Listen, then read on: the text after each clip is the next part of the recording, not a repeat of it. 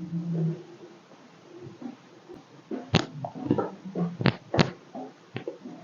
students, welcome to my channel Train Your Brain. Once again, I am ready to train your brain. ये video मैं आपके लिए बहुत दिनों बाद लेकर आई हूँ क्योंकि मौसम बहुत सर्दी का था और मेरी हिम्मत नहीं हो रही थी वीडियो बनाने के लिए। तो ठीक है, अब इस लंबी सी विंटर वेकेशन के साथ अब हम लोग फिर से शुरू करते हैं अपनी पढ़ाई, अपने अपने काम पर वापस लगते हैं। आपका काम है पढ़ना और मेरा काम है पढ़ाना। तो ठीक है, शुरू करते हैं आज का अपना टॉपिक जो कि मैं आप लोगों के लिए लेकर आई हूँ, विंड्स फॉर क्लास 7।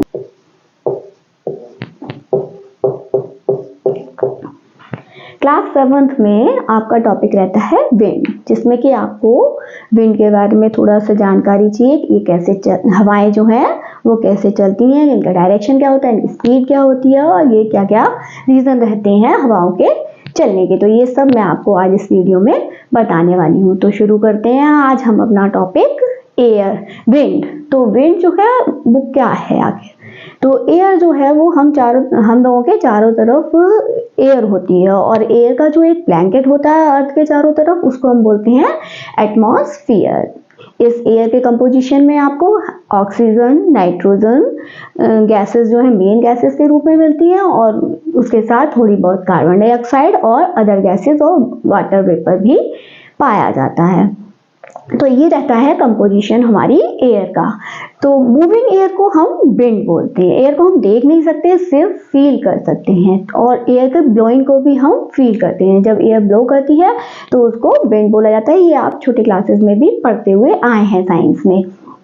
तो आज हम आगे बात करते हैं कि एटमॉस्फेयर जो है वो हमारे चारों तरफ होता है और एटमॉस्फेयर हमारे ऊपर थोड़ा सा प्रेशर भी एक्सर्ट करता है। तो ये सब बातें किस वजह से होती हैं कि ये तीन बातें होती हैं। एयर की तीन क्वालिटीज होती हैं। Air has weight, air occupies space and air exert pressure in all directions. ये तीन क्वालिटी होती हैं एयर की, जिनको हम एक एक करके समझेंगे। उसके बाद हम बात करेंगे विंड्स के बारे में कि विंड्स कैसे चलती हैं। और जो एटमॉस्फेयर हमारा होता है वो अर्थ लेवल से, अर्थ की सरफेस से लगभग 800 किलोमीटर ऊपर तक का जो एरिया होता है वो एटमॉस्फेयर होता है हमारा।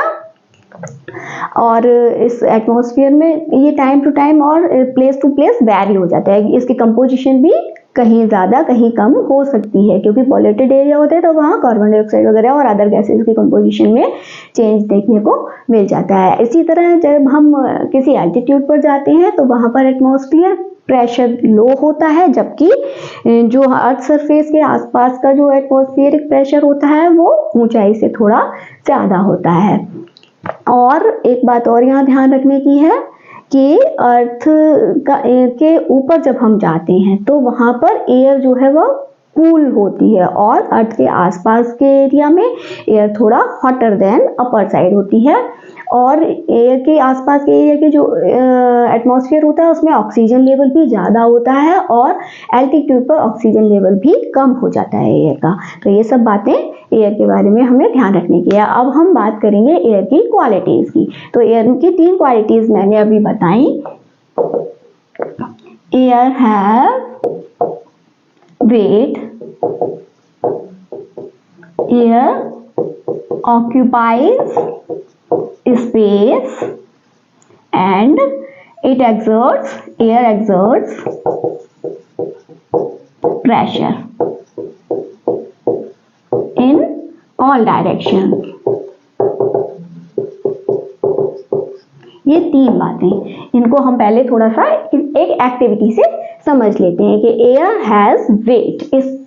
इसको समझने के लिए हम क्या करेंगे? एयर को हम जब देख नहीं सकते, फील कर सकते हैं सिर्फ, तो हम उसका वेट कैसे लेंगे? तो इसके लिए हम एक एक्टिविटी करके देखेंगे। हमें चाहिए 2 बलून। आप 2 बलून लेंगे, उनको सेम साइज का उसमें एयर ब्लो कर लेंगे, उनको फुला लेंगे सेम साइज का लगभग। तो उसको फिर आप क्या करेंगे, एक वुडन स्टिक लेंगे और उस पर दोनों बलून्स को इस तरह से अटैच कर देंगे। ये आपके इनफ्लेट एंड वेट बलून है जो आपने लगभग सेम साइज के इनफ्लेट किए हुए हैं। तो जब आप देखेंगे इस तरह से और इसको बीच से पकड़ के देखेंगे तो ये तराजू की तरह हो जाएगा। तो तो इस समय आप देखेंगे कि ये जो आपकी स्टिक है ये बैलेंस रहेगी, इसमें किसी भी तरह का आप ये नहीं देखेंगे कि मतलब तराजू की तरह ये बैलेंस रहेगी, क्योंकि लगभग आपने सेम साइज के बलून्स जो है ब्लो किए हैं, इन्फ्लेटन किए हैं। तो अगर आप एक बलून को यहाँ से पियर्स करके किसी पिन से या कैसे भी इसको फोड़ देते हैं, इसकी एयर को निकाल देते हैं, तो आप क्या देखेंगे कि आपका ये जो स्टिक है वो थोड़ा सा झुक जाएगा बैलेंस की तरह, ये इनफ्लैटेन बैलून के, और डिफ्लैटेन बैलून आपका जो है वो उसकी तरफ थोड़ा सा ऊपर आ जाएगा।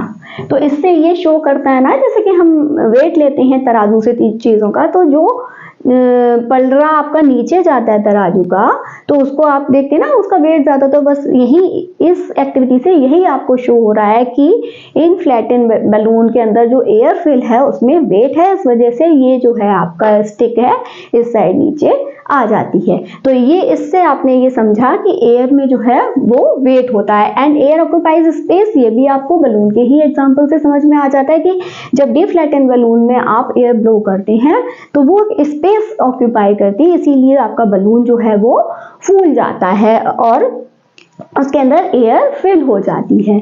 अब ये प्रेशर वाली बात भी हम इस बलून के ही एग्जांपल से समझेंगे कि एयर जो है सभी डायरेक्शंस में प्रेशर जो है एक्सर्ट करती है, इसीलिए आप जब बलून के अंदर एयर ब्लो करते हैं तो बलून जो है सभी चारों तरफ से फूलना शुरू होता है। ऐसा नहीं है कि अगर ये सिर्फ डाउनवर्ड डायरेक्शन में प्रेशर एक्सर्ट करेगी तो आपका बलून सिर्फ नीचे की तरफ चलता, ये साइड्स की तरफ करती है ना, तो इस तरह से फूलता आपका बलून, जबकि आपका बलून कैसा होता है कि सभी डायरेक्शन में फूला हुआ दिखाई देता है आपको इस तरह से, यानी कि ये जो इसके अंदर की एयर है वो सभी डायरेक्शंस में एक्सर्ट कर रही है प्रेशर को, इसीलिए बलून जो है राउंड शेप में आपको फूला हुआ दिखाई देता है। तो ये तीनों बातें आपको ये बलून के एग्जांपल से आपको समझ में आई होंगी। अब मैं यहाँ एक बात और आपको एयर की क्वालिटी बताना चाहती हूँ कि air expands on heating and compress और compact on cooling, यानी कि हवा जो है उसको अगर आप गर्म करेंगे, हीट अप करेंगे तो वो एक्सपेंड होती है यानी फैलती है, और अगर आप उसको कूल करेंगे, ठंडा करेंगे तो वो कंप्रेस होती है यानी कि सिकुड़ती है। तो इसको भी हम एक एक्टिविटी से समझेंगे। इसके लिए हमें क्या चाहिए होगा, एक हम लेंगे टेस्ट ट्यूब जो कि हमें आसानी से अपनी लेबोरेटरी में मिल जाती है। ये टेस्ट ट्यूब को हम लेंगे, इसको खाली रखेंगे, कुछ नहीं भरना है इसमें, क्योंकि एयर तो सब जगह होती है, इसके अंदर एयर है। अब आप इस पर एक छोटा सा बलून जो कि इलास्टिक रबर का होता है, तो ये आराम से इसके ऊपर फिट हो जाएगा। तो अब आप एक यहाँ छोटा सा बलून फिट कर देंगे, ठीक है, बलून को इसके माउथ पर फिट कर देंगे इस तरह से। अब आपको चाहिए 2 बीकर, तो एक बीकर में तो आप क्या लेंगे, हॉट वाटर लेंगे। इस वाले बीकर में आपने लिया हॉट बॉइल्ड वाटर, और दूसरे बीकर में आप लेंगे कोल्ड चिल्ड वाटर। इसमें कि आइस क्यूब डालकर आप इसको चिल्ड वाटर बना सकते हैं। ये चिल्ड वाटर लेंगे। अब हम क्या करेंगे, इस टेस्ट ट्यूब को जिस पर के हमने बलून फिट किया है इसके माउथ पर, इसको पहले हम क्या करते हैं, हॉट वाटर के साथ में प्लेस करते हैं। तो हम क्या देखते हैं कि थोड़ी देर बाद जैसे ही ये हॉट वाटर के कांटेक्ट में आएगी टेस्ट ट्यूब, इसके अंदर की एयर भी हॉट होना शुरू करेगी। और अभी मैंने आपको बताया ना कि हॉट एयर एक्सपेंड्स, गर्म होकर हवा जो है वो फैलती है, एक्सपेंड होती है। तो जैसे ही वो एयर एक्सपेंड होगी तो आपको ये जो बलून है थोड़ा सा इनफ्लैटन होता हुआ दिखाई देगा यहाँ पर। ये आप करके देख सकते हैं, घर में भी कर सकते हैं इसको तो आप। और फिर क्या करेंगे, ये इनफ्लैटन क्यों हुआ, क्योंकि ये एयर जो है वो एक्सपेंड हो गई गर्म होकर। अब हम इस टेस्ट ट्यूब को इस बीकर से निकालेंगे और अब चिल्ड वाटर वाले बीकर में रखेंगे। तो जब हम इसको चिल्ड वाटर वाले बीकर में रखते हैं तो फिर वही होगा कि बलून जो है आपका फिर से डिफ्लैटन हो जाएगा। अब यहाँ इनफ्लैटन हो जाएगा का मतलब ये नहीं कि बलून आपका मतलब बड़ा सा फूल के तैयार हो जाएगा। इनफ्लैटन मतलब थोड़ा सा हवा उसमें जाएगी तो आपको ये थोड़ा सा इनफ्लैटन होता हुआ दिखाई देगा। क्योंकि इसके अंदर थोड़ी हवा है, टेस्ट ट्यूब के अंदर ज्यादा हवा तो है नहीं, तो अब वो एक्सपेंड हो रही है, कोई एक्स्ट्रा एयर तो हम उसमें ब्लो कर नहीं रहे हैं। तो इसीलिए जब ये कोल्ड एयर के चिल्ड वाटर के कांटेक्ट में आएगी तो यहाँ जो है आपकी एयर भी कूल हो जाएगी और वो कूल एयर वापस से कंप्रेस हो जाएगी, यानी सिकुड़ जाएगी और आपका जो बलून है वो फिर से डिफ्लैटन हो जाएगा। ये इनफ्लैटन बलून एंड ये डिफ्लैटन बलून। तो इस एक्टिविटी से आपको ये समझ में आया कि hot air expends and cold air compress. Hot air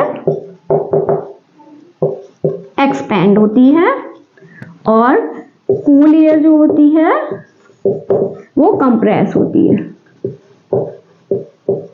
क्योंकि हॉट होकर एयर का जो है वो वेट थोड़ा कम हो जाता है और ये ऊपर की साइड जाती है, और कूल होने पर एयर जो है वो भारी हो जाती है और वो नीचे की साइड आती है। ये भी एक यहाँ से आपको इसकी क्वालिटी पता चली। अब ये आपको एयर के बारे में इतना पता चल गया है, तो अब हम बात करेंगे कि हवाएं चलती कैसे। मूविंग एयर को आप विंड बोलते हैं। तो ये एयर को विंड बनने में क्या रीजन होता है, मतलब एयर कैसे ब्लो करती है, कैसे चलती है, जिससे कि चलने वाली एयर को हम फिर विंड बोलते हैं। तो ये हवाएं कैसे चलती हैं, इसका क्या रीजन है? तो इसका एक ही रीजन होता है अनइवन हीटिंग। अनइवन के अलग अलग जगह पर, अर्थ पर, इतनी बड़ी अर्थ है तो वहां पर जो है टेम्परेचर हर जगह का एक सा नहीं होता है, अनइवन टेम्परेचर होता है। तो अभी अभी जैसा मैंने आपको बताया कि हॉट एयर जो है वो एक्सपेंड होती है और लाइटर होती है देन कूल एयर। तो जैसे ही जिस एरिया में अर्थ की हॉट एयर हॉटनेस ज़्यादा है वहाँ की एयर क्या होगी, हॉट होकर ऊपर की तरफ जाएगी, और उसी समय जहाँ पर अर्थ में कूल थोड़ा एटमॉस्फेयर है, टेम्परेचर वहाँ का डाउन है, तो वहाँ की हवा जो है वो जो है हॉट एयर ऊपर जाएगी, तो उसकी जो हॉट एयर ने जो जगह स्पेस को छोड़ा और गर्म होकर ऊपर चली गई, तो उस स्पेस को फिल करने के लिए कूल एयर उसी समय उस साइड फ्लो करना शुरू हो जाती है। तो बस यही जो अनइवन हीटिंग है वही एक कारण बनता है विंड के ब्लो करने का। तो किस तरह से, मान लीजिए यहाँ पर एयर है, ये एयर को यहाँ पर सनलाइट पड़ी अगर एयर के ऊपर और ये गर्म हुई और यहाँ से हीट अप करेगी, ये हीट होकर कहाँ, ऊपर की साइड जाएगी, और उसी के आसपास अगर कूल एयर है तो वो क्या करेगी, इसकी जगह लेना शुरू कर देगी। यहाँ हीट एयर की जगह यहाँ से कूल एयर आ जाएगी, और तो इस तरह से ये एयर का चलना एक शुरू हो जाता है। तो इसको बोलते हैं कन्वेक्शन करंट्स, एयर के चलने को, मतलब कूल एयर का हॉट एयर के ऊपर जाने पर उस जगह को फिल करने की वजह से कुछ करंट एयर करंट्स यहाँ पर बन जाती हैं, तो इनको बोला जाता है कन्वेक्शन करंट्स। ये कन्वेक्शन करंट्स के बारे में आप लोग ये उसमें convection, conduction of and radiation जो चैप्टर पढ़ा है आपने, उसमें भी समझा होगा आपने। कन्वेक्शन करंट्स एयर में बनती है जिसकी वजह से एयर जो है वो फ्लो करना शुरू करती है। तो एयर किस साइड से किस साइड फ्लो करती है अर्थ पर, इस बात को हम थोड़ा सा यहाँ समझेंगे। तो जो अर्थ है हमारी, उसके अकॉर्डिंग जो है एयर किस तरह से हवाएं चलती हैं, ये अभी मैं आपको बताती हूँ यहाँ पर। तो हवाएं चलने के एक मेन कारण तो यही है, अनइवन हीटिंग ऑफ एयर। तो ये अनइवन हीटिंग किस किस एरिया में किस तरह से होती है, तो इसके लिए पहले हम थोड़ा सा अर्थ के बारे में समझेंगे कि आपकी जो अर्थ है ये, तो अर्थ आप समझते हैं, थोड़ा आपने एसएसटी में पढ़ रखा हुआ है। ये एसएसटी और साइंस थोड़े से इंटरकनेक्टेड टॉपिक होते हैं, तो थोड़ा सा आपको यहाँ एसएसटी समझाती हूँ मैं। तो इसमें क्या होता है, आपको पता है ना, अर्थ के दो पोल्स होते हैं ना, और ये है एक्सिस, इमेजिनरी एक्सिस होती है, उसके चारों तरफ ये स्पिन कर रही है आपकी अर्थ। तो ये दो पोल्स होते हैं, north pole and south pole, और इसी अर्थ को एक इमेजिनरी लाइन से दो हेमिस्फीयर्स में डिवाइड किया जाता है, और इसको बोलते हैं, इस लाइन को बोलते हैं इक्वेटर। तो इस इक्वेटर पर जो भी देश आते हैं या जो भी एरिया आता है इक्वेटर पे, उसको बोलते हैं इक्वेटोरियल एरिया। और नॉर्थ पोल और साउथ पोल की साइड तो आपको पता ही है, ये नॉर्थ पोल और साउथ पोल रीजन कैसे होते हैं, ठंडे होते हैं, और इक्वेटर जो है वो जहाँ इक्वेटर पे जो भी रीजन आता है वो गर्म रहता है। तो उसका रीजन क्या होता है ये भी समझिए आप, कि ये सन है आपका और ये अर्थ है। तो इस इक्वेटर की वजह से ये नॉर्थ और साउथ हेमिस्फीयर में डिवाइड है। तो क्या होता है कि इक्वेटर पर जो है सन रेज जो है वो कैसी होती है, डायरेक्ट सनलाइट पड़ती है, यहाँ पर सीधी आती है सन रेज, इसलिए ये पूरे साल जो इक्वेटर पर जो भी एरिया होता है इक्वेटर का वो कैसा रहता है, गर्म रहता है, हॉट। और यहाँ स्लैंटिंग रेज जाती हैं साउथ पोल और नॉर्थ पोल पर, इसीलिए नॉर्थ और साउथ पोल जो होते हैं वो आपके कैसे रहते हैं, कूलेस्ट प्लेस होते हैं अर्थ के। तो बस ये अभी जो मैंने कन्वेक्शन करंट्स का आपको बताया था ना, क्योरी कन्वेक्शन करंट बन जाती है, तो बस यही आपको यहाँ समझना है कि तो पहली कंडीशन तो है कि एयर किस साइड से किस साइड चलती है। तो ये हम देखेंगे कि air flow of wind through poles to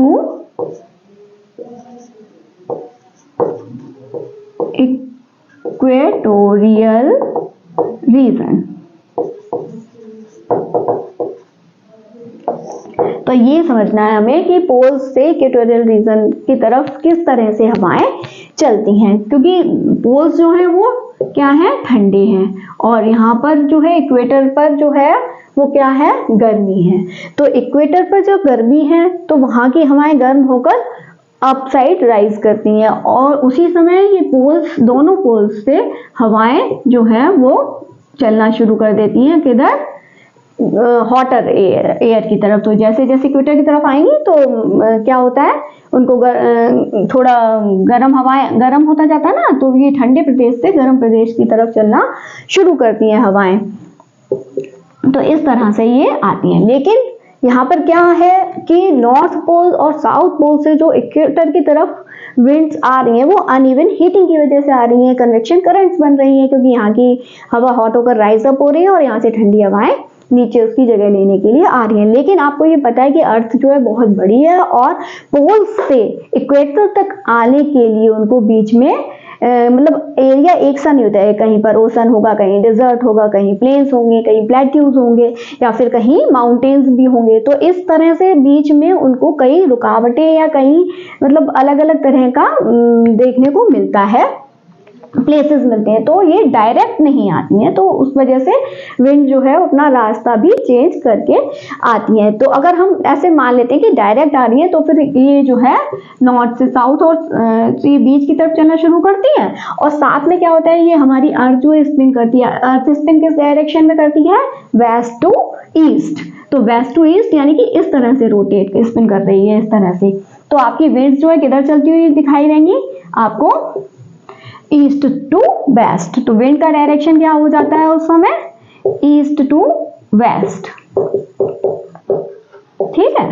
तो आपको इस वजह से नॉर्थ पोल और साउथ पोल से जो है ईस्ट टू वेस्ट हवाएं आती हुई लगती हैं। और नॉर्थ पोल से जो हवाएं जो इंडियन कॉन्टिनेंट की तरफ आ रही हैं, एशिया की तरफ आती हैं, तो इंडिया के नॉर्थ में जो है वो क्या है, आपको पता है, हिमालय है।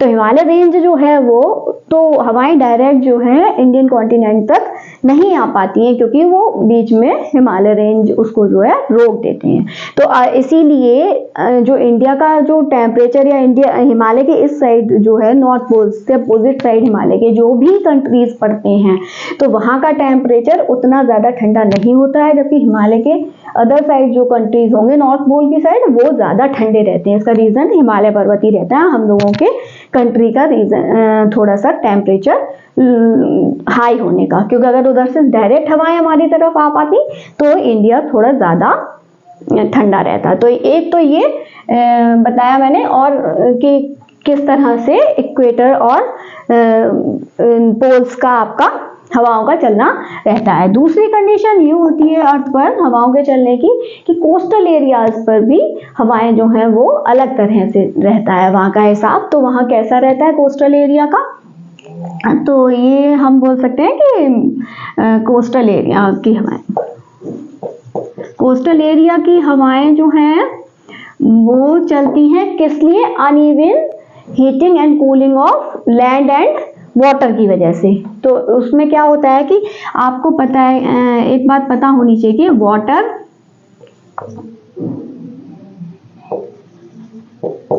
Heats slower then land.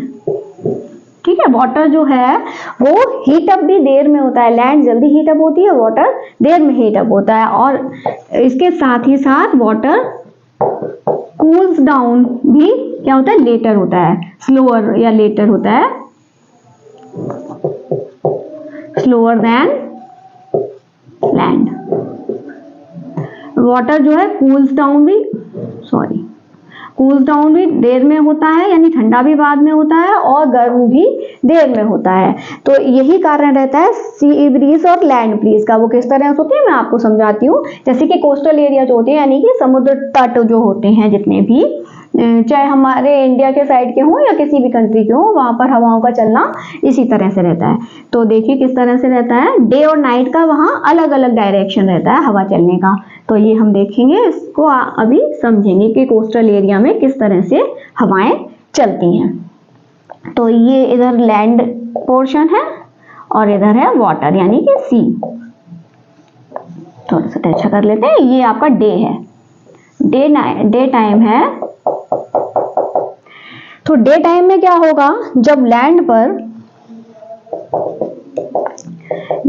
पर आपका और वाटर दोनों पर क्या है, सनलाइट्स आ रही है, तो लैंड जो है आपकी जल्दी गर्म होगी। तो जल्दी गर्म होगी तो यहाँ की हवाएं भी जल्दी गर्म होंगी। तो वहाँ की हवाएं क्या होंगी, राइज अप होंगी हीट की वजह से। हीट की वजह से जो ये हवाएं राइज अप होंगी, तो बस इन गर्म हवाओं की वजह से जो जगह जो है खाली हुई हवा की, तो उसको फिल करने के लिए सी की साइड से, वाटर की साइड से हवाएं इधर आना शुरू हो जाती है। क्यों, क्योंकि इधर वाटर की साइड की हवा जो है कूलर देन लैंड साइड है, तो ये इधर आना शुरू हो जाएंगी हवाएं और ये गर्म हवाएं ऊपर, यहाँ से ऊपर उठना शुरू हो जाएंगी। तो ये कन्वेक्शन करंट वाटर से लैंड की तरफ बनती है। तो इसीलिए डे टाइम में जो है कोस्टल एरियाज पर कैसे सी ब्रीज चलती है, क्योंकि ये सी से लैंड की तरफ आ रही हैं, तो इनको बोला जाता है सी ब्रीज। हवाओं का जो है वो रुख जो है पानी से जमीन की तरफ रहता है, यानी वाटर टू लैंड रहता है या ओशन टू लैंड रहता है। ऐसे ही अब क्या हुआ, अब नाइट आपका होगा, जब रात होगी कोस्टल एरिया में, तो क्या होगा, ये पानी दिन भर में गर्म हो चुका है अब, और लैंड तो दिन में गर्म थी, लेकिन जैसे ही रात होती है तो लैंड जो है वो हीट को छोड़ना शुरू कर देती है, यानी हीट वापस एटमॉस्फेयर में आना शुरू हो जाती है और लैंड कूल डाउन भी जल्दी होती है। अभी मैंने आपको बताया ना, तो लैंड जो है आपकी कूल डाउन हो जाएगी उस समय। तो अब रात के समय क्या होगा, लैंड कूल है और वाटर जो है वो आपका गर्म है। तो यानी कि वाटर साइड की एयर जो है वो राइज अप होना शुरू करेगी, क्योंकि इधर गर्मी ज्यादा है। तो जब इधर की एयर राइज अप होगी तो लैंड साइड से हवाएं जाएंगी और कन्वेक्शन करंट का जो है वो फ्लो चेंज हो जाएगा। दिन में convection current water to land थी और रात में convection current land to water side हो जाएगी। तो इसीलिए रात में जो हवाएं चलती हैं उनको हम बोलते हैं लैंड ब्रीज, क्योंकि लैंड की साइड से सी की तरफ जा रही हैं। तो ये इतना सी ब्रीज और लैंड ब्रीज का आपको समझ में आया होगा कॉन्सेप्ट कि ये क्यों होता है ऐसा। तो इस तरह से ये हवाएं जो हैं हमारे एटमॉस्फेयर में चलती हैं। ये इतना आपको समझ में आया ना कि एक तो ये इक्वेटोरियल रीजन और पोलर रीजन के बीच कैसे हवाओं का आदान प्रदान होता है, और ये जो है वो किस तरह से कोस्टल एरियाज में हवाएं चलती हैं। तो इतना समझने के बाद अब आगे हम देखेंगे स्पीड एंड डायरेक्शन। तो डायरेक्शन के लिए तो मैंने अभी आपको बताया ना कि कोई फिक्स डायरेक्शन नहीं, जिस तरह से कूल डाउन और हॉट होगा एयर, उसी हिसाब से जो है वो हवाएं चलती हैं। तो डायरेक्शन का ऐसा कुछ फिक्स नहीं होता है कि किस डायरेक्शन में चलती हैं। और अगर हम इस वाले नजरिए से देखते हैं इक्वेटोरियल और पोलर रीजन के हिसाब से, तो हम कह सकते हैं कि हवाएं कैसी चलती हैं, ईस्ट टू वेस्ट, ठीक है। लेकिन ऐसे अगर देखा जाए तो हवाओं का कोई फिक्स आप नहीं कह सकते कि सीजन के हिसाब से चलती हैं कि किस डायरेक्शन से किस डायरेक्शन में चलेंगी, क्योंकि सीजन चेंज होते रहते हैं हमारे देश में, इसलिए। तो अब हम देखते हैं कि हवाएं जो हैं उनकी speed and direction. Speed and direction of wind. तो डायरेक्शन को पता करने के लिए एनीमोमीटर और या फिर उसको बोलते हैं विंड वेन, तो इस तरह के जो हैं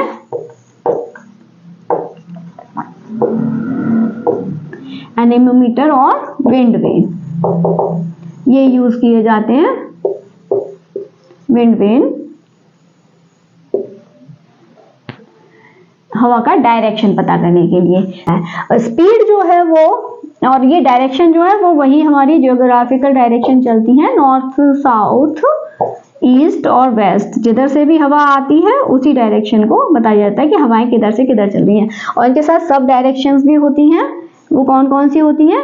नॉर्थ ईस्ट, ये वाली होती है नॉर्थ वेस्ट, और ये साउथ और ईस्ट के बीच की इसको बोलते हैं साउथ ईस्ट, और साउथ और वेस्ट के बीच की डायरेक्शन को बोला जाता है साउथ वेस्ट। तो ये जो ज्योग्राफी में जो डायरेक्शन यूज होती है वही यहाँ पर यूज होती है।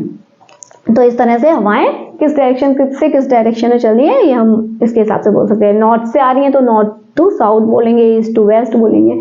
तो इस तरह से हवाएं चलती हैं। अब बात हो रही है स्पीड की। तो हवाओं की एक नॉर्मल स्पीड जो होती है, जो जिसे हम ब्रीज बोलते हैं, तो वो जो है ब्रीज के लिए क्या रहता है 5 to, हाँ, और हवाएं जो चलती हैं उनकी स्पीड को किलोमीटर पर आवर में जो है मेजर किया जाता है कि कितने किलोमीटर पर आवर हवाएं चल रही हैं। तो ये 5 to 8 किलोमीटर पर आवर का अगर स्पीड है हवा की तो उसको हम ब्रीज बोलेंगे, नॉर्मल एयर कहलाती है। अब अगर 10 to 50 किलोमीटर पर आवर की स्पीड से हवाएं चल रही हैं तो ये जो होती हैं थोड़ी हाई स्पीड विंड कहलाएंगी।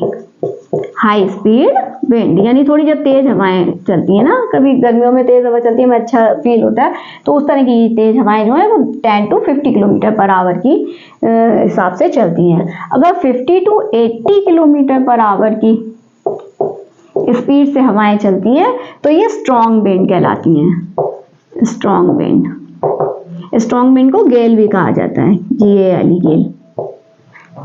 ठीक है। अब अगर 80 किलोमीटर पर आवर के ऊपर हो जाए स्पीड हवा की तो वो आपका जो है स्टॉर्म कहलाएगा, यानी तूफान। और इसी तरह अगर एबव 120 किलोमीटर पर आवर की स्पीड से अगर हवाएं चलेंगी तो वो कहलाएंगी आपकी साइक्लोन। तो ये हवा की स्पीड पर डिपेंड करता है कि हवा को हम क्या बोलेंगे।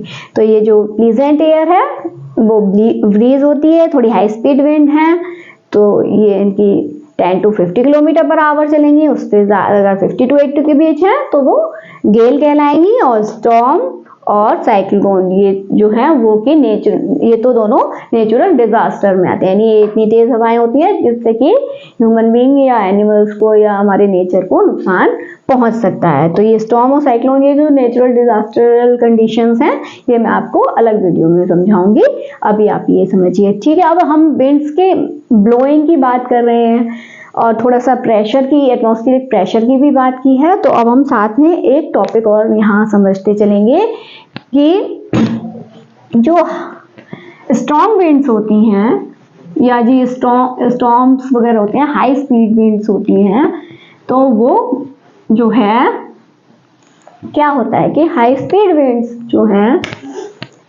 उनके चारों तरफ का जो एटमॉस्फेरिक प्रेशर होता है वो डिक्रीज होता है, यानी कम होता है, लो होता है। लो atmospheric pressure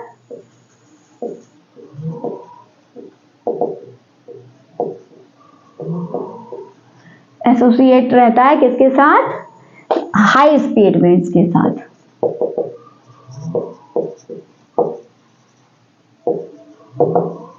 low atmospheric pressure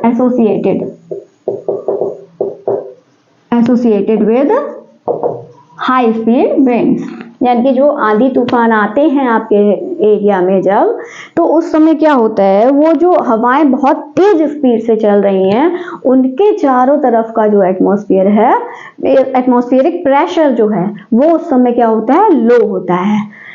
तो ये बात जो है ये एक स्विस साइंटिस्ट डैनियल बर्नौली ने पता करके हम लोगों को बताया ये कॉन्सेप्ट कि ये क्या होता है, कि उन्होंने पता किया, उन्होंने कई बार ऐसा पहले देखा, फिर उसको पता किया कि रीजन क्या है। क्या उन्होंने देखा कि जब भी स्ट्रॉन्ग एयर जो है किसी बिल्डिंग की तरफ से आंधी तूफान वगैरह आ रहा है, तो बिल्डिंग के पास से अगर स्ट्रॉन्ग एयर फ्लो करती हुई जा रही है और अगर विंडो पेन जो है तो उसकी वजह से विंडो पेन टूटकर बिल्डिंग के बाहर साइड गिरते हैं, आउटर साइड गिरते हैं, ना कि बिल्डिंग के इनर साइड गिरते हैं। तो इसका रीजन पता करा जब उन्होंने, तो उन्हें ये पता चला कि स्ट्रॉन्ग एयर जो है उसके चारों तरफ का जो एटमॉस्फेरिक प्रेशर है वो कम होता है, जिस वजह से जो रूम के अंदर का एटमॉस्फेरिक प्रेशर नॉर्मल है और विंड के साथ जो है एटमॉस्फेरिक प्रेशर उसके चारों तरफ कम है। तो जब वहां से विंड गुजरी तो आपके विंडो पेन के पास लो एटमॉस्फेरिक प्रेशर बना। उस प्रेशर को मेंटेन करने के लिए आपके रूम की एयर जो है वो लो प्रेशर की तरफ फ्लो करना शुरू करती है, जिस वजह से वो अंदर से जो बाहर जाने वाली एयर है उसने प्रेशर बनाया किस पर? आपके विंडो पेन पर, और वो कांच जो है आपका विंडो पेन टूटकर कहाँ गिरेगा? आउटसाइड, क्योंकि वो हवाएं बाहर की तरफ भाग रही हैं। तो इतना आपको ये बात यहाँ पे समझ में आई। फिर से मैं एक बार इसको समझाती हूँ आपको। उन्होंने ये बताया कि जो हाई स्पीड विंड है, जैसे कि ये हाई स्पीड विंड जा रही है, ये कोई करंट ऑफ एयर है, ये बहुत हाई स्पीड में चल रही है,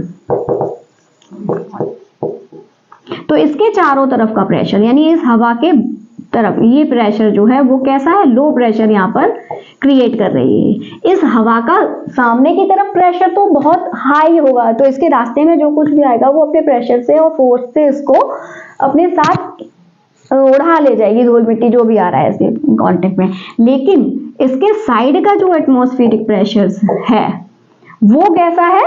लो है। यहाँ पर ये लो एटमॉस्फेरिक प्रेशर मेंटेन कर रही है अपने चारों तरफ।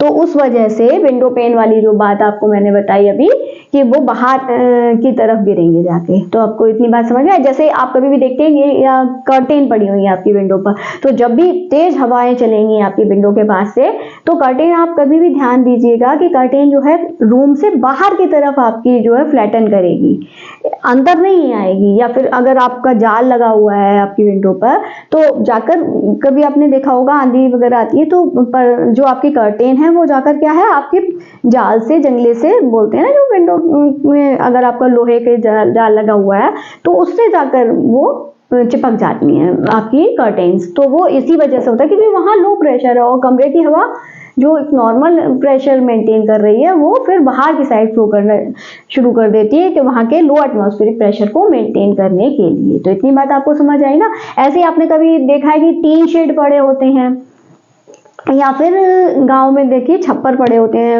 अपने एनिमल्स या कैटल्स को रखने के लिए छप्पर डाल के उसके नीचे रखते हैं, या कुछ लोगों को खुद भी अपना झोपड़ी वगैरह बना के रहते हैं, तो उनके जो छप्पर हैं वो आप सुनते हैं ना कि तेज हवा आई आंधी तूफान में उनके छप्पर उड़ जाते हैं। या फिर टीन शेड जो है वो अगर उसकी ग्रिप अच्छी नहीं है या ऐसे ही रखा हुआ है तो वो भी हवा के साथ उड़ जाता है। तो ऐसा कैसे हुआ कि वो तो ये फ्लैटन करके पड़ा हुआ है, तो हवा का प्रेशर के साथ वो नहीं हो सकता। उसका रीजन क्या रहता है? यही जो है हवा के चारों तरफ का जो एटमॉस्फेरिक प्रेशर है लो है।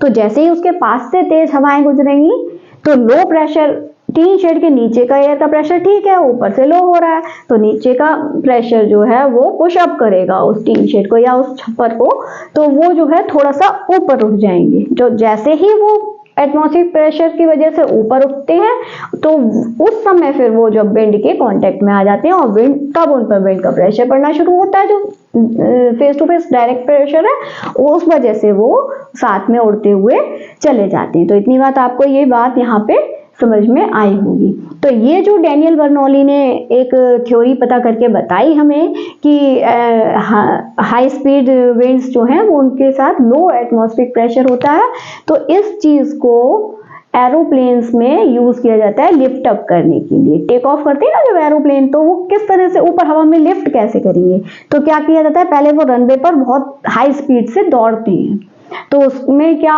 यही कॉन्सेप्ट काम करता है वहां पर। कैसे करता है मैं आपको समझाती हूँ यहाँ पर। जैसे कि ये एरोप्लेन होते हैं ना आपके, तो उसमें इस तरह से विंग्स लगे होते हैं ना, इस तरह से विंग्स, ठीक है। तो ये जो विंग्स होते हैं एरोप्लेन के, वो उसको अगर हम उनकी शेप देखेंगे तो ये ऊपर से कैसे होते हैं, कर्व्ड होते हैं, और नीचे से कैसे होते हैं, फ्लैटन होती है, ठीक है। ये शेप देख रहे हैं, तो इसकी इस शेप को क्या बोलते हैं, एरोफॉइल या एयरफॉइल, ठीक है। ये शेप क्या कहलाएगी, एरोफॉइल या एयरफॉइल शेप के होते हैं। तो किस तरह से होते हैं ये, ऊपर से कर्व्ड और नीचे से फ्लैटन, तो इस तरह के बने हुए होते हैं ये, ठीक है। तो इसमें थ्योरी कैसे चलेगी ये डैनियल बर्नौली वाली, ये देखिए आप समझिए। तो जब ये प्लेन जो है वो रनवे पर तेज स्पीड से दौड़ रहा है, तो उस समय क्या होगा, एयर जो है इनके अगेंस्ट ब्लो करेगी, तो यहाँ से एयर करंट इस तरह से ब्लो करेगी और ये नीचे साइड ऐसे सीधी सीधी ब्लो करेगी।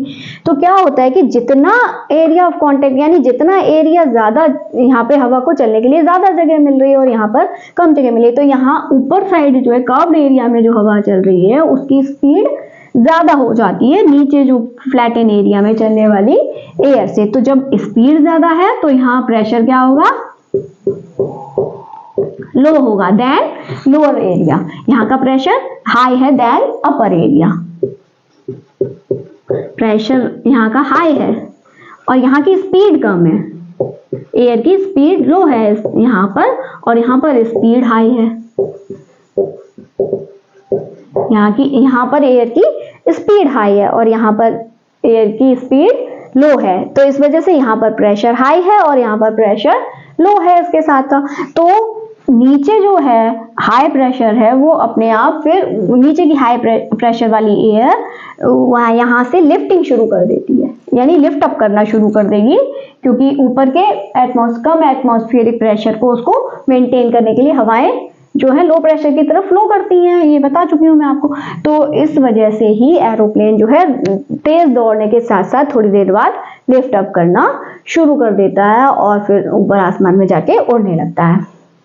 अब एक बात और यहाँ समझने की है साथ में कि अब जब ऊपर पहुंच जाते हैं तो ये जो है एक तो क्यों उड़ पाते हैं आराम से, एक तो इनकी शेप की वजह से। एक तो स्ट्रीमलाइन शेप होती है एरोप्लेन की। स्ट्रीमलाइन शेप कैसी होती है एरोप्लेन की शेप, स्ट्रीमलाइन शेप वो होती है जो पॉइंटेड इन फ्रंट, यानी कि फ्रंट में कैसे है, पॉइंटेड है, और कर्व्ड इन मिडल एरिया में कर्व्ड होते हैं। आपने एरोप्लेन की शेप देखी, साइड से भी आप देखेंगे तो इस तरह से होता है ना, गोल गोल सा कर्व्ड होते हैं दोनों साइड से। एंड टेपरिंग ऑन एंड्स पर कैसे होते हैं, चपटे। यहाँ पर इसके विंग्स जो बने होते हैं वो किस तरह से ऐसे ऊपर उठे हुए, लास्ट वाले विंग्स ऐसे ऊपर उठे हुए और इस तरह से, यानी टेपरिंग लास्ट, और ये इस तरह से भी टेपरिंग से चपटापन होता है पीछे की साइड, टेपरिंग यानी चपटापन। तो इस शेप को बोलते हैं स्ट्रीमलाइन शेप। ये स्ट्रीमलाइन शेप जो है एरोप्लेन की कहाँ से अडॉप्ट की जाती है, फिश या फिर आपके बर्ड्स से। तो इस स्ट्रीमलाइन शेप की वजह से जो है वो इन पर हवा का फ्रिक्शन कम रहता है और ये आराम से फ्लोट कर सकते हैं, हवा में उड़ सकते हैं, इसलिए इनकी ये शेप अडॉप्ट की जाती है।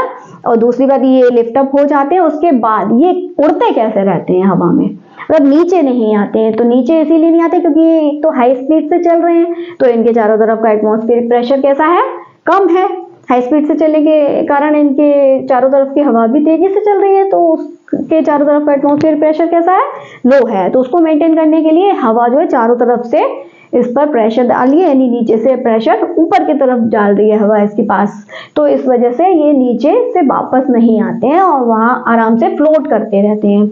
और दूसरा रीजन है, इनमें टर्बोजेट इंजन लगे होते हैं। तो ये आगे कैसे बढ़ते हैं हवा में, तो इनमें टर्बोजेट इंजन लगे होते हैं आगे की साइड। टर्बोजेट इंजन क्या करते हैं, वो एरोप्लेन के आगे की जो हवा होती है उसको सक करते हैं और उसको गर्म करके उस हवा को और फिर एग्जॉस्ट के जरिए पीछे की साइड पुश कर देते हैं। तो जैसे ही वो गर्म हवा पीछे की साइड आके निकलती है, तो यहाँ जो है वो एटमॉस्फेरिक प्रेशर को लो करती है, गर्म हवा आती है जैसे ही यहाँ पर, तो इसके पीछे आसपास की जो हवा है वो इसको एक थ्रस्ट देती है, यानी एक पुश देती है जोरदार। जितनी तेजी से गर्म हवा बाहर आएगी उतनी ही तेजी से इसको पीछे से ठंडी हवाओं से पुश मिलता है। तो इस वजह से ये जो है आगे बढ़ते रहते हैं। तो ये रीजन है, ये फ्लोट किस वजह से करते हैं, ये आगे बढ़ते रहते हैं टर्बोजेट इंजन की वजह से, इनकी जो है इनमें स्पीड बनी रहती है और ये जो है फ्लोट करते रहते हैं आसानी से। किस वजह से, क्योंकि इनके चारों तरफ का एटमॉस्फेरिक प्रेशर लो होता है और चारों तरफ से वो हवाएं जो है इनको अप थ्रस्ट करती हैं, नीचे से अप थ्रस्ट करेगी क्योंकि उस समय हवा, तो इस वजह से ये नीचे नहीं गिरते हैं और फ्लोट करते रहते हैं। और इनका जो स्ट्रीमलाइन बॉडी है वो इनको आसानी से कम फ्रिक्शन के साथ हवा में फ्लोट करने के लिए जो है अडॉप्टेड रहती है। तो ये 3 एडेप्टेशंस की वजह से ही एरोप्लेन जो है हवा में उड़ सकते हैं आराम से। तो इतना जो है मैंने आज आपको एयर के बारे में या विंड के बारे में जो कुछ भी समझाया है आपको अच्छे से समझ आया होगा। तो अगर आपको ये सब अच्छा लगा है तो इस वीडियो को लाइक कीजिए, अपने फ्रेंड्स के साथ शेयर कीजिए और चैनल को सब्सक्राइब जरूर कीजिए। और सब्सक्राइब करने के बाद बेल आइकन को जरूर हिट कीजिए, जिससे कि आने वाले वीडियोस के नोटिफिकेशन आपको टाइम टू टाइम मिलते रहें। तो मिलती हूँ आपसे नेक्स्ट वीडियो में, तब तक के लिए पढ़ते रहिए, क्योंकि पढ़ेगा इंडिया तभी तो बढ़ेगा इंडिया। नमस्ते।